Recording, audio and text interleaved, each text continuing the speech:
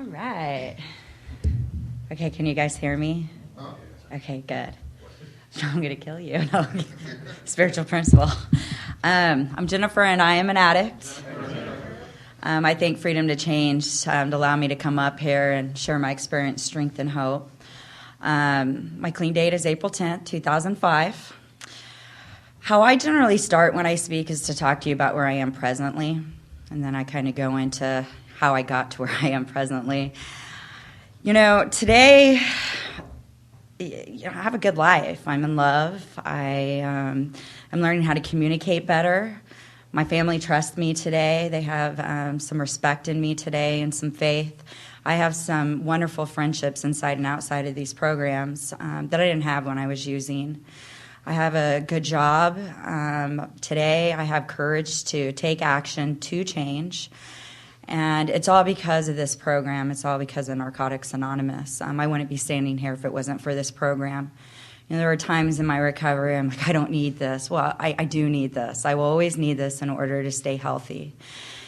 So that's where I am today. And so, you know, how did I get there? One thing that I'm going to do is I looked through a couple inserts just for today that were relevant to Courage to Change. And I'm going to read one insert right now and then talk a little bit about where I came from and how I found the courage to change. January 25th, just for today. An added gift. We see it happening among us every day. This miraculous turnabout is evidence of a spiritual awakening. We watch them walk into their first meeting defeated. Their spirits broken. Their suffering is obvious and their desire for help even more apparent.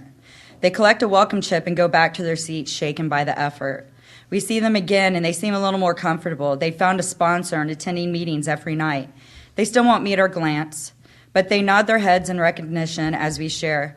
We notice the spark of hope in their eyes, and they smile uncertainly when we encourage them to keep coming back. A few months later, they are standing straight.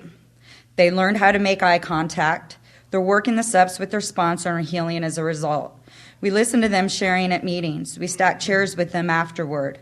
A few years later, they're speaking at a convention workshop.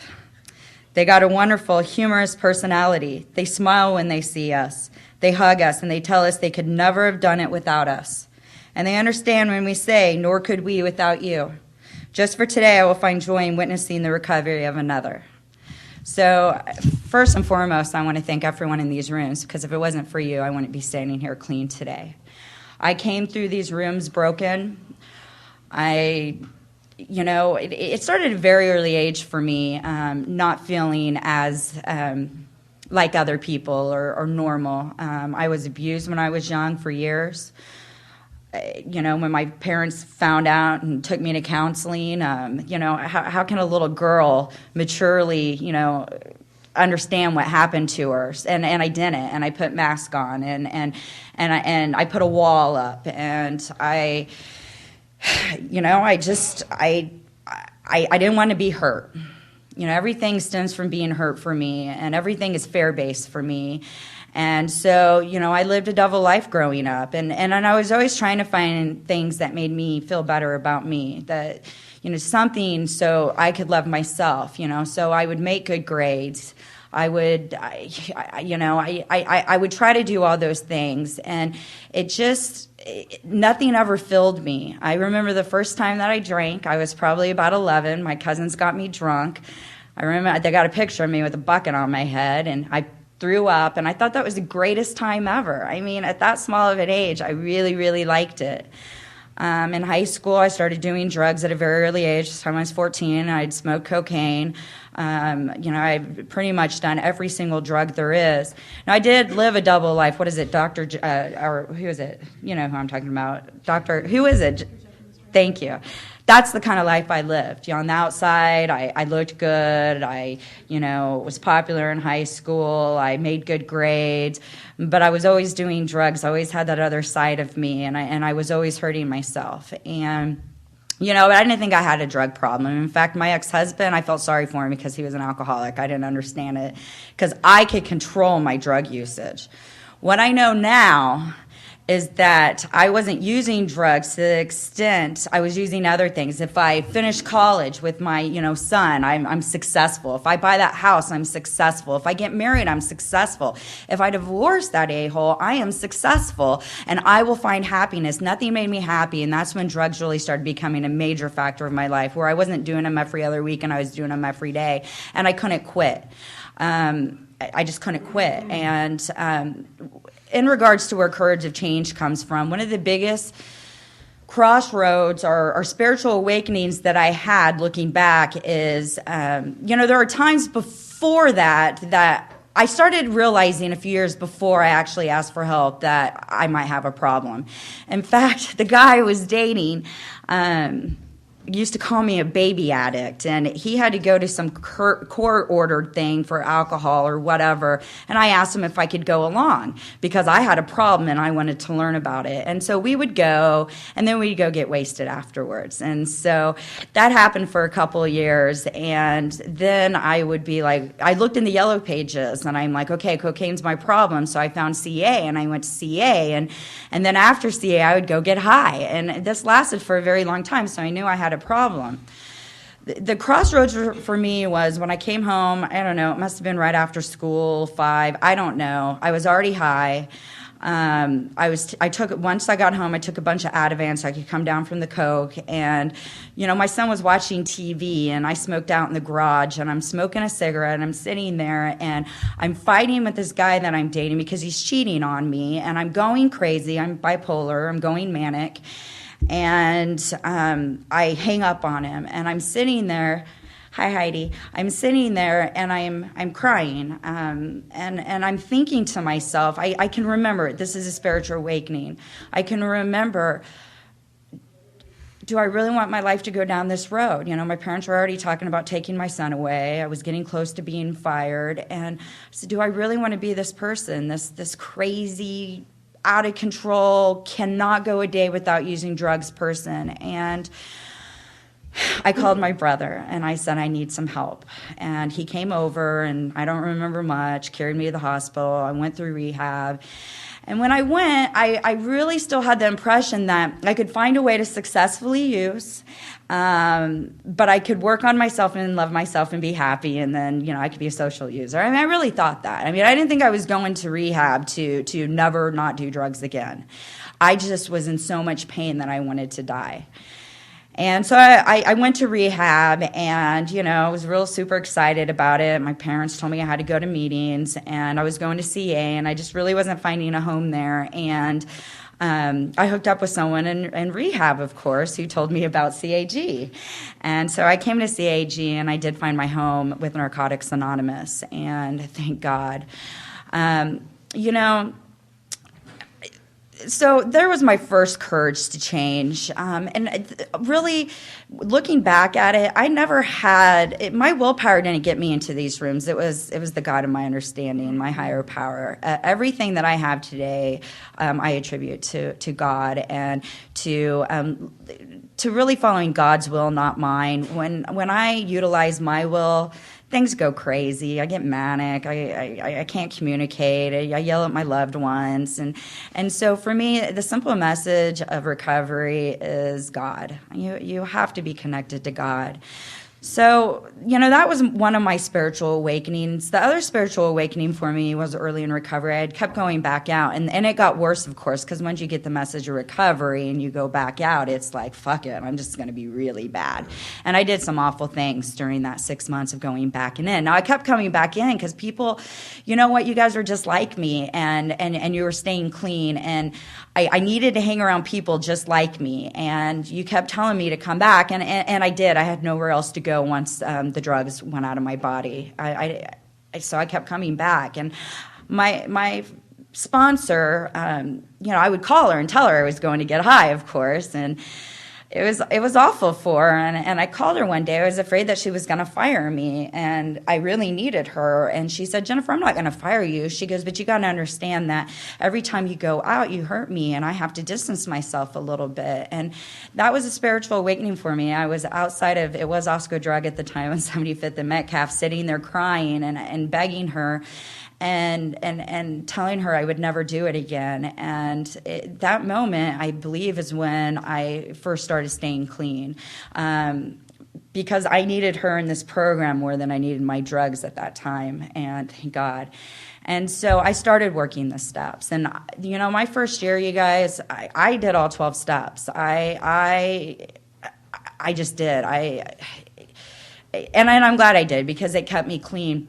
I would go into my now home group Women's Recovery and angry and mean, and of course I didn't like women, and I acted out, and God, I loved chaos. And another spiritual awakening for me was I was sitting in the Women's Recovery Network, and Haywood was sitting across from me, and I'm sure Sarah was there and Heidi was there. I don't know who was there, but I can tell you this.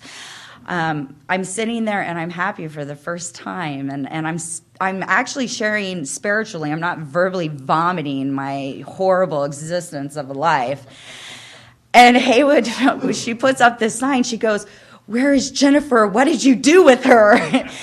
And that was a spiritual awakening for me, and that was a time of change for me. These are all times where I took action by working the steps, or sharing with my sponsor, or calling people in my network and praying and doing what I was supposed to do. And that's where it got me to these spiritual awakenings. Another spiritual awakening for me was when I was at No Excuses. I just got done with my 4th step and shared my 5th step with my sponsor, and I was feeling that small. I didn't think it was really going to affect me, but I had no self-esteem whatsoever, and I shared it openly and honestly in that meeting. And everybody shared with me honestly about how they've had issues with self-esteem, and how beautiful I was, and how they loved me, and I'll never forget that moment. It was a turning point truly in my program. And those are moments that kept me clean. So how I got there, I mean, truly, I'm a stubborn person, so this program can be extremely hard for me. I don't know if anyone else is stubborn out there, but I am. And, I've had to learn the hard way with a lot of things. This program has been hard. It's simple, but it's hard because I get in the way. My will gets in the way. And so what I've learned is my God has always been there for me. My God showed me Narcotics Anonymous. My God gave me those crossroads. My God gave me those spiritual awakenings. My God gave you guys. This is a we program. I can't do it by myself. And as long as I pray to my God and I ask for His will, not mine, and I think from my heart, not my head, good things happen.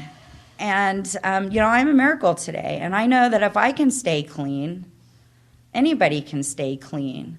I was a fool when I walked in these doors. I like chaos. I hung around people that weren't very healthy for me.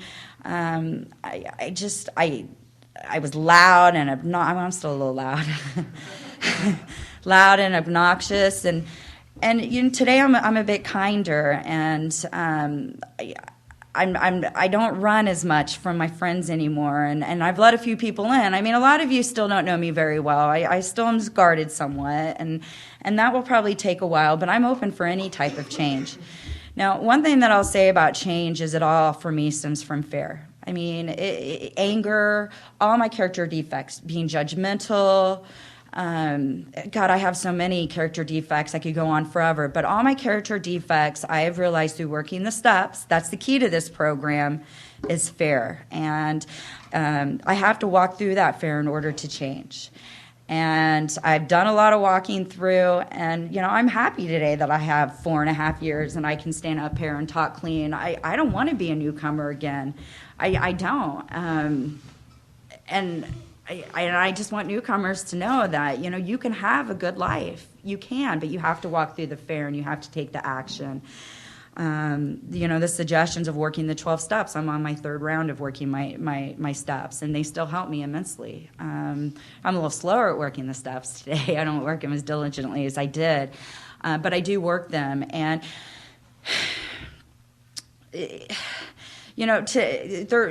I work on different things. I still have addictions that I have to work with. Smoking's one addiction that I still have issues with. Other issues that I have to deal with on a constant basis are communication. I am bipolar, I am manic, and I don't communicate very well. And I don't use it as an excuse, but I'm aware of it, and I'm trying to mend my relationship, especially with my son who's 16. My son I didn't think that he was going to try drugs. His dad's an alcoholic. I'm an addict. We've been in recovery for about the same time. And I just thought that he was so down on us. This is just crazy that I'm thinking this, that he wasn't going to try it. But, he didn't even go to alcohol. He went right to pot, smoking it by the Perry Village police station. I mean, Jesus Christ. Really? The son that told me he would never be stupid like his parents. And, so today I'm clean and I can deal with that today and I can guide him. Now, I don't know where Tyler's going to land. Me and his dad have contributed to a lot of what's going on with him, and I can feel guilty about it, or I can try to be a good mother today, and that's what I'm trying to be. I can set guidelines and boundaries and let him know that it's not all right, and seek the professional help that he needs in order to make wiser decisions. And I have to try to stay in the present. That's another big thing. I start thinking of the future. I already got him down as a big druggie, living on the street, selling dope. I mean, I have to stay in the present. If I don't stay in the present, then I get fair-paced. If I start thinking about the past, I get all depressed. I lay in my bed and I watch Lifetime all day. If I start thinking about the future, I go manic. I go crazy. I have to stay in the present. And how I do that is by praying. So, it's a little bit about my story. It's a little bit about where my courage has come from. It's come from this program. And I wish everybody could get this program, because just the people that I know in it and the blessings that it's giving me, I have a great life. I might moan and bitch and complain every once in a while, but I'm telling you guys, I have... Shut up, Bill. I do. I got a great life. So that's pretty much all I have to say. I'm going to leave on a note of reading something else from Just for Today, because I always think Just for Today. This has been my savior. When I need a little quick fix or I can't do my steps, I read this every day. And then I am going to let the next speaker speak. But here we go. All right. Our newly found faith serves as a firm foundation for courage in the future. Narcotics Anonymous is no place for the faint of heart. Facing life on life's terms without the use of drugs isn't always easy. Recovery requires more than hard work. It requires a liberal dose of courage. What is courage anyway? A quick look at a dictionary will tell us we have courage when we face and deal with anything that we think of as difficult, dangerous, painful, rather than withdrawing from it. Courage means being brave, having a purpose, having spirit. So what is courage really? Courage is an attitude, one of perseverance. That's what an addict in recovery really needs, perseverance. We make that commitment to stick with their program, to avoid using no matter what happens. And courageous addict is one who doesn't use, one day at a time, no matter what. And what gives us courage? A relationship with our higher power. It gives us the strength and the courage to stay clean. We know that so long as we are in our God's care, we will have the power we need to face life on its own terms. Just for today, I have a higher power who cares for me no matter what, knowing that I will strive to have an attitude of courage today. Thank you.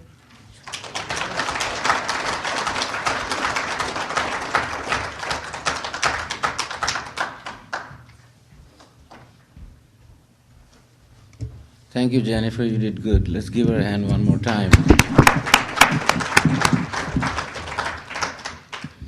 Our next speaker is Sabi M. Sabi flew in all the way from the Caribbean islands, and I'm going to say a few things about it. I really don't care if the committee fires me.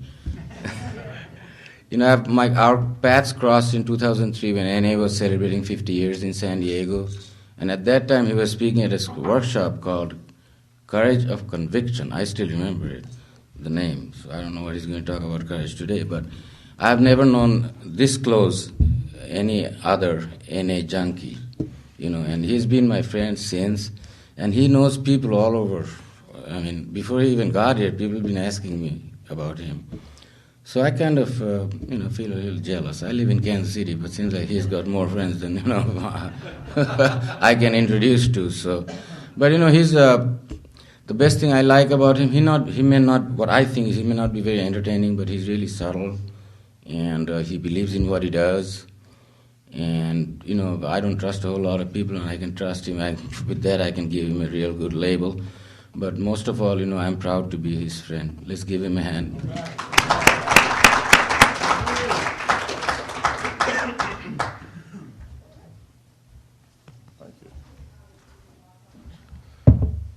I'm an addict called Savvy. Good to be here. Today in recovery, I always say it's good to be anywhere clean.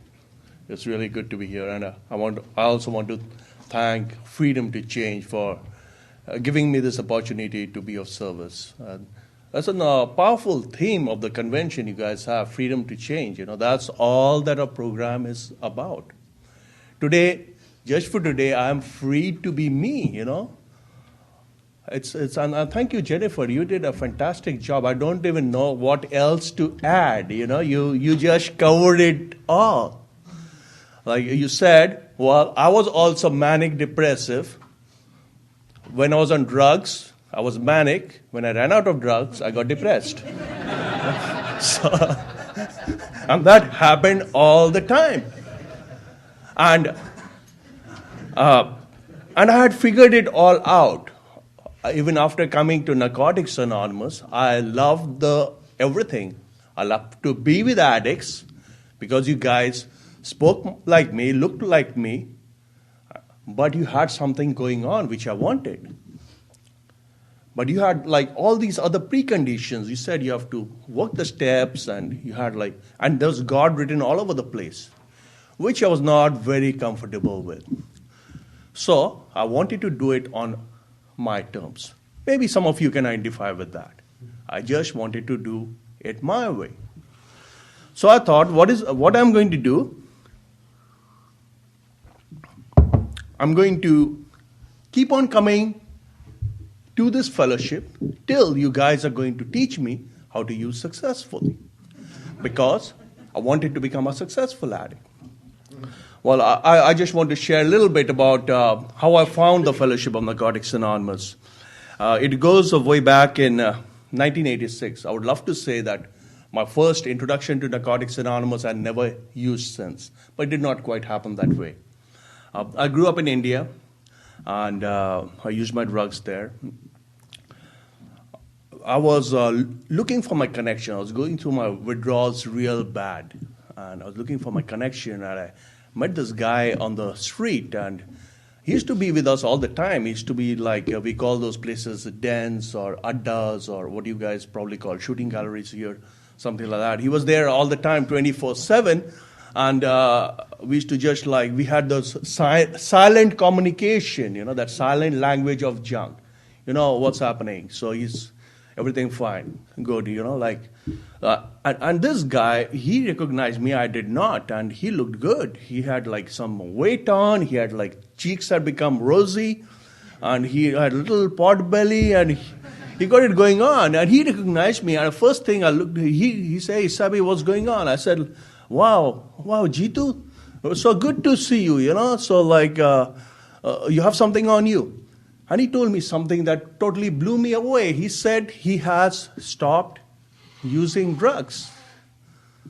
Well, for drugs, I meant that particular drug which I thought had made my life unmanageable. I said, okay, maybe you can, we can go out to drink, or I don't know what I said, or use some hashish or something, He said, no, I go to these narcotics meetings, and, and I don't do drugs. So I got interested.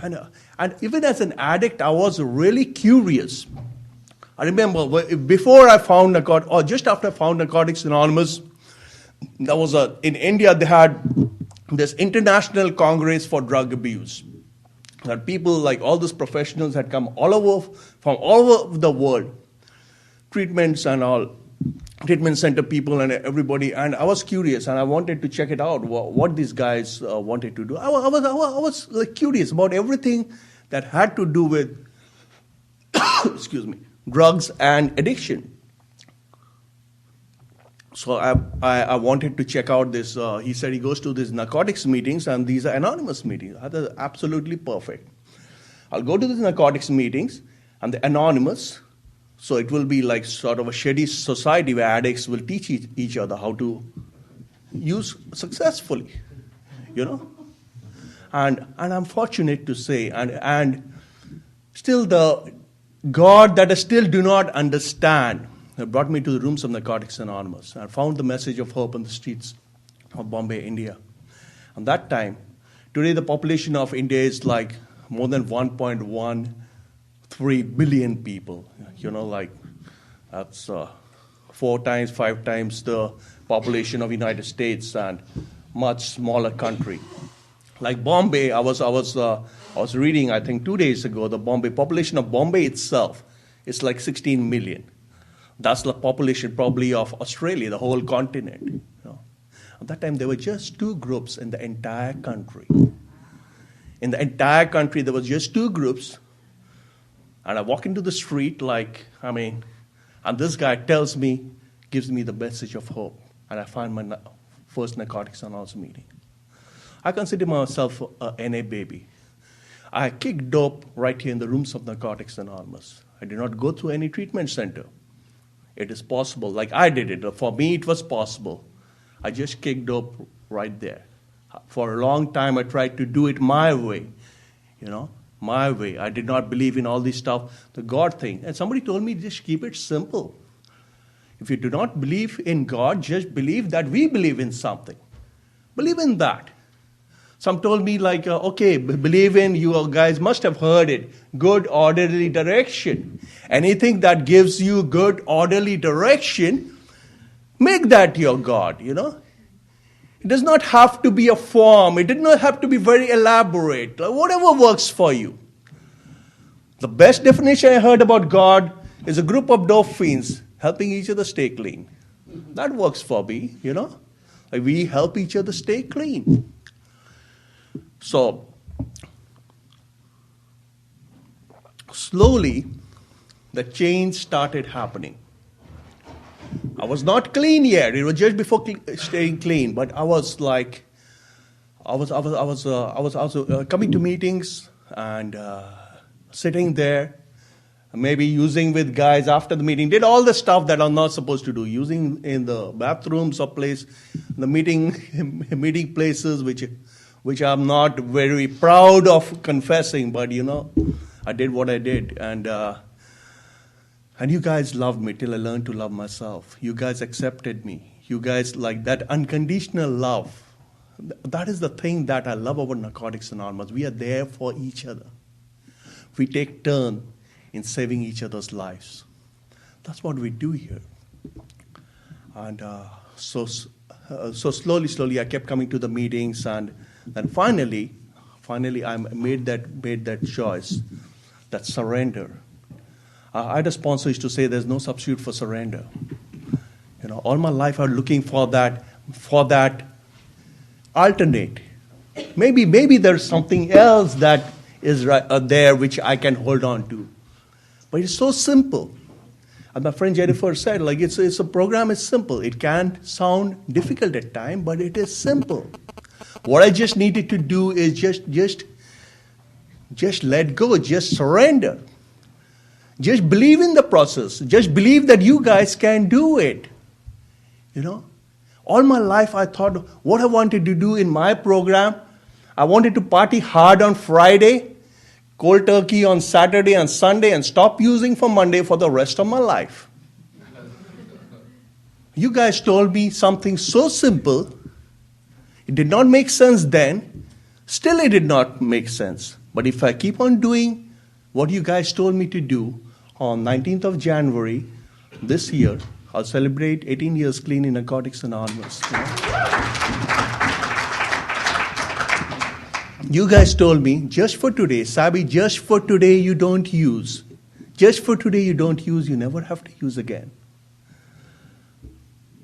Just for today I have that courage to not use. Just for today I don't have to use again. It was as simple. So first thing that happened is I let go of my drugs. That surrender. And I distinctly remember the meeting where I surrendered. And it was the morning after, it was a very, very special, funny feeling. I was free. I was absolutely free. I did not have to deal with anything. You guys told me if you cannot handle 24 hours, just don't use no matter what from one meeting to the next meeting. Don't use no matter what for the next 1 hour. Don't use no matter what for the next 5 minutes. I really enjoyed last night's speaker. And he said some people say, like using is always an option. Using is probably an option, but it is not the only option. Previously, that was the only option. I did not have a choice. Today, we all have a choice. I choose not to use. I choose to live. Maybe using is option 101. Before using, I can do many things. I can reach out to you. I can call people. I read my basic text. Read my just for today. I can do some writing. Do some meditating. I can do some other activity which is going to divert myself from my using. I can do so many things. That is not the only option. Today I have that freedom to change. Today I have that courage to change. And that courage does not come easily for us addicts. Wasn't that somebody said, like, whenever we change, we see that claw mark all over the place, Because we are resistant to change. That is another good definition of addicts. We are very resistant to change. I don't like to change. My sponsor, my late sponsor, passed on about 10 years ago, but he still he helps me in my recovery every day. I've learned so much from him. He had a very beautiful definition about what we talk about insanity in our second step. Our basic text, how does it define insanity? It defines insanity. Insanity is making the same mistakes again and again, expecting different results. What he used to say? He used to say that is a very good definition of denial. Insanity is little more pronounced than that, and I identify with that brand of insanity. He used to say insanity is making the same mistakes again and again, knowing what the results are going to be, but doing it anyway. And that's scary. Today, with almost 18 years clean, the insanity I deal with my life today are different with insanity when I was using. But insanity is insanity. Anything that is detrimental for my recovery, for my spiritual growth, my personal growth, and anything which is detrimental to my health, anything which is detrimental to my relationship with you, I think all of this is insanity. If today what I'm dealing with, high blood pressure, a simple example, high blood pressure runs in my family, hypertension. So I'm also hypertension. I take medication for hypertension, high blood pressure medicine. And I know some of the things that I need to do for a healthier, better life. Well, we all know it. That's what our mama told us. Eat right. Sleep enough. Simple things. Eat right, sleep enough. Do some exercise. Try to lose weight. But that insanity tells me, that is another hallmark of an addict. I cannot do anything. There's a line in the basic text, I forget, on a constant basis. I'll do everything right for today. And I really want to congratulate all of you, like on 1st January, Happy New Year, by the way. And on 1st January, so many of us are here for this workshop at 9 a.m. in the morning. I could never imagine myself, like, what would I have been doing if I was not actually sharing at this workshop, I don't know. Well, I would love to think that I would have been right here and, listening to somebody else who was sharing at this workshop. But I don't know, I don't know. And so I really want to congratulate you. You're doing something which is very special for your recovery. Happy New Year, Happy New Decade, Happy New Day. And you're doing something right for your recovery. We are all doing something right for our recovery by being here right now and by not using just for today, My sponsor used to say, like, I always keep on quoting my sponsor because he has helped me so much. He was talking about that handy-dandy one-step program. He used to say, don't use no matter what, even if your ass falls off. If it falls off, pick it up and bring it to a meeting. We'll put it back for you. That's the bottom line, you know. That's the bottom line. Just don't use no matter what, and everything else is going to follow. Everything else is good stuff. All the stuff you guys told me about working the steps, having a sponsor, believing in a God, you know. And he also used to say, like, look at your life today. Today I need to look at my life, how I am leading my life today. He used to keep it really simple. He used to say, if you don't like the way you live, change the way you live. As simple as that. I need to look at my life today.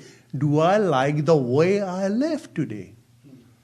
If I don't like the way I live, I need to find ways and means of changing the way I live. I have a very exciting history with Narcotics Anonymous. My first 4 years in recovery, I was in India. And then I got to come to this wonderful country to get my higher education, because that was also a big change for me. Because I was a dropout, they threw me out of school. You know, and here I got the appropriate degrees. Then I moved to Canada, and I've been a wanderer, and I have got that thirst for more. I'm an addict, remember? I want more. And that also means more recovery. When I was in India, I wanted to go to that, like, land of recovery in the United States, where, like, everything, the convention every week, there are all those, like, gurus of recovery, and I had to check it out. I had to see it for myself, because there is another thing about the addiction thing in me. I had to see it myself. What you guys told me did not matter. I had to experience it. I had to see it, and I did see a lot of wonderful things. I met a lot of wonderful people who bet their life on Narcotics Anonymous, who walk the walk. The sponsor used to say, don't tell me how good your program is. Show me by the way you live. How am I living my life today? You must have said a lot of good stuff about me, but I'm not a hotshot of NA. I'm just an addict, just a meeting, you know. Check out how I live my life outside the room. I can say a lot of good stuff right here, but how am I living my life today? That is more important. Do I walk the walk? Or just talk the talk? I remember a speaker a few years ago, and I loved it. I still remember it. This guy said, you know who a big shot of? Well, in Narcotics Anonymous, say there are no big shots in NA. You know, there are no big shots, no little shot. One shot, and we all shot. You know? There are no big shots. But he said, you know who a big shot in NA is? A big shot will fly 5,000 miles to be the banquet speaker at a convention, but won't take a newcomer out for coffee. It still gives me chills to think about that. I don't want to be a big shot in NA, you know. I'm just a simple person. Try to do the best I can. Try to do the best I can. That's all. And also my sponsor told me, sometimes I used to get like upset with people. They're not doing it right. Or somebody used to upset me. He told me something which was so spiritual. He said, have you thought about it, Sabi? Maybe it is he or she is doing the best he can. Maybe he's not there yet. Why do I try to compare my insights with where I am today with where somebody else is today? Give that person a chance. Give that person a chance. Let that person grow. And because if I remember the craziness that I did inside and outside the room, you know, so who am I to judge? Who am I to judge? Give everybody their time. You know, so, yeah, I was talking about something else. I get carried away at times. So we had said, so after US, I moved to Canada. I was there for like 5 years. And then all this time I was from that 2 meetings in the entire country. Now the fellowship has grown and they are fighting, and that's good, you know. How do you have a new meeting? You know, like you have resentment in a coffee pot and you have a new meeting, right? So that's how it grows. So, well, now we have 2 regions in India, and so we are separated. Like now we had Bombay, They had like two, the South Bombay and Bombay area and South Bombay area. Bombay area won't call themselves North Bombay area because Bombay area was the first area of NA in India, right? So it will be Bombay area and the other one is like South Bombay area. So they're not. So that's how like we kept on growing. And now after that, for the past year, a little more than a year, I'm in a way in a geographical isolation. I live in a little island, a small island in the Caribbean. And for some of you, it's absolutely wonderful. It is beautiful. It's absolutely beautiful. But that all there is there. It is beautiful, period. But nothing else. It can be very isolated. It's beautiful, that's it. It's wonderful for a vacation. Maybe six weeks, maybe 6 days. It's wonderful. But beyond that, and unfortunately, there is no Narcotics Anonymous. You know? And I bet my life on Narcotics Anonymous. I don't go to any other 12-step fellowship. I don't even want to try, you know. And maybe that's why God has put me there. Maybe at some point I'm going to carry the message of hope to the addicts out there. And there are addicts everywhere, you know, like there's a lot of stuff going on in the island. And I'm really, really grateful to people who are helping me in my recovery today. And it's a real different dimension. And my current home group member, Andy, he is here with us now. And we make a meeting on the phone. That has saved my life. It's called the Bridge Group. And the meeting, we meet like every day of the week. And during the day I'm working, so I can make most Saturdays and Sunday meeting. For me, Sunday, like my time zone is midnight to 1 o'clock. We have a Narcotics Anonymous meeting. Old-fashioned Narcotics Anonymous meeting, no bullshit meeting. And 20 or 30 addicts, we all come together over the phone, over a conference call called the Bridge Group. And that is another exciting thing in my recovery. And there's it's in a way, it's a reaching out effort, you call it, or it is a revolution of its own. It's a different dimension. And I get to meet addicts from all over the United States. 3 weeks ago, well, how I found that meeting, my good friend Joe M., he was sick in the hospital, so some addicts decided to bring the meeting to him. So that's how the phone meeting started. And Joe knew I was in isolation. He contacted me, asked me, like, why don't you check this out, you know? And I checked that out, and it was an awesome meeting. My friend Andy, I'm meeting Andy for the first time yesterday, but we know each other. That is the absolutely miracle of Narcotics Anonymous. Anywhere in the world I go, I'm not alone. And it also means for me today, never alone, never again. I'm not alone. Anywhere in the world I go, I'm connected. It's absolutely fantastic. My good friend Iggy, I just met him once at the World Convention 6 years ago. The second time I met Iggy was yesterday, after my 30 hours flight from Bombay, India. That's where I was for meeting my parents. And I got back from my plane at like 10:30 in the morning, and Iggy took me right to CAG group. You know, and I'd heard a lot about that group, and I wanted to check it out. You remember, always wanted to check it out, see it out for myself that it's real. And after that, I came to the convention. I took a little nap, and I'm feeling okay now. You know, like I'm not jet lagged as I was yesterday. I was a little funny. Sometimes I was very excited. Those manic depressive, I told you, you know, I was. But it's not about drugs now, you know. But I still get a little manic depressive. Maybe there's something out there. So, and I always wanted to attend a New Year's Eve convention. To the best of my knowledge, what I knew, there's one New Year's Eve convention in Bergen County in New Jersey that I know of, and this is the second one. I haven't done the other one yet.